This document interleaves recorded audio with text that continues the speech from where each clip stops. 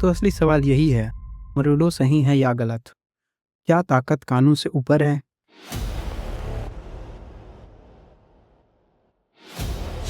अगर कोई कहे कि दुनिया का सबसे ताकतवर देश किसी दूसरे देश के राष्ट्रपति को पकड़ने की कोशिश कर चुका है, तो सवाल ये उठता है, कब, क्यों, कहाँ और कैसे? आज इस वीडियो में हम अफवाह नहीं, पूरा मामला स्टेप बाय स्टेप डिकोड करेंगे। मैं हूँ करण और आप देख रहे हैं डिकोड बाय करण। अब यहाँ से कहानी शुरू होती है।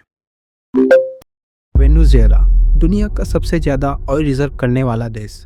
फिर भी यह सवाल उठता है, इतना तेल होने के बावजूद भी यह देश इतना गरीब क्यों है? कहा जाता है कि सरकार का सबसे ज़्यादा कंट्रोल किसी भी चीज़ पर नहीं था, बल्कि भ्रष्टाचार और गलत इकोनॉमी पॉलिसीज से देश और बर्बाद होते जा रहा था। साल 2013 में जब निकोलस मडुरो राष्ट्रपति बने, धीरे धीरे और देश की हालत गंभीर होती गई। महंगाई बढ़ी, जनता नाराज हुई, प्रोटेस्ट बढ़ने लगी और इसी कारणों से इंटरनेशनल अटेंशन भी बढ़ने लगा। अब सवाल आता है, अमेरिका बीच में क्यों आया?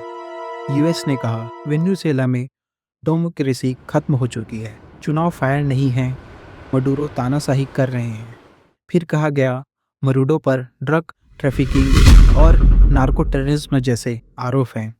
यहीं से यूएस ने सैंक्शंस लगाए, विदेशी एसेट्स फ्रीज हुए, तेल बेचने पर रोक लगी। मतलब साफ था, प्रेशर बनाओ, सत्ता कमज़ोर करो। अब यही से एक बड़ा सवाल उठता है, अगर कोई देश दूसरे देश की इकोनॉमी को दबाए, वहाँ की सरकार को बढ़ाना चाहे, तो क्या कहेंगे?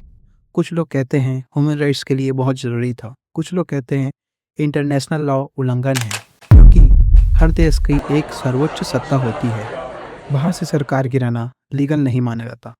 यही से यह मामला पॉलिटिक्स का नहीं, पावर का गेम बन जाता है। अब बात आती है एक बहुत चर्चित घटना की। साल है 2020, ऑपरेशन गिडियन। कहा गया कुछ भाड़े के लड़के और कुछ एक्स मिलिट्री लोग मडुरो को हटाने के लिए निकले थे। प्लान था समुद्र के रास्ते एंट्री लेंगे, राजधानी तक पहुंचेंगे और मडुरो को पकड़ लेंगे। लेकिन मिशन फेल हो गया, लोग पकड़े गए। दुनिया को पता चला यूएस का इस पर हाथ था। यूएस ने कहा हम ऑफिशियली इन्वॉल्व नहीं थे, लेकिन शक फिर भी बना रहा। प्रोटेस्ट शुरू हुए, यहीं से इंटरनेशनल अटेंशन बढ़ने लगी। सबसे ज़रूरी बात, ये बहुत ज़रूरी है, अब तक कोई ऑफिशियली प्रूफ नहीं है कि यूएस ने मडुरो को पकड़ लिया या डेल्टा फोर्स ने उनको अरेस्ट किया। ये बातें थ्योरीज में, हाइपोथेटिकल वीडियोस में और आंकड़ों में साफ नज़र आता है।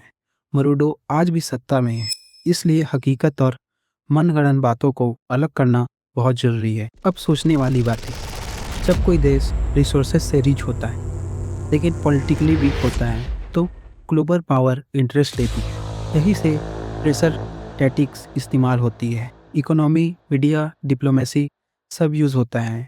सीधा हमला करना लास्ट ऑप्शन होता है। तो यानी पहले सैंक्शंस, फिर इंटरनल अरेस्ट, फिर डिप्लोमेटिक इंसुलेशन। यही पैटर्न कई देशों में देखा गया है।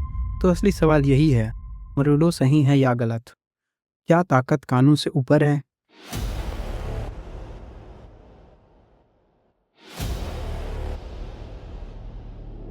क्या डेमोक्रेसी बाहर से लाई जा सकती है? और क्या हमेशा सच ऑफिशियली स्टेटमेंट में होता है? इसलिए हर खबर को डिकोड करना बहुत ज़रूरी है। अगर आपको ऐसी एक्सप्रेशन फैक्ट्स वाली वीडियो पसंद है, तो वीडियो को लाइक करें और चैनल को सब्सक्राइब करें।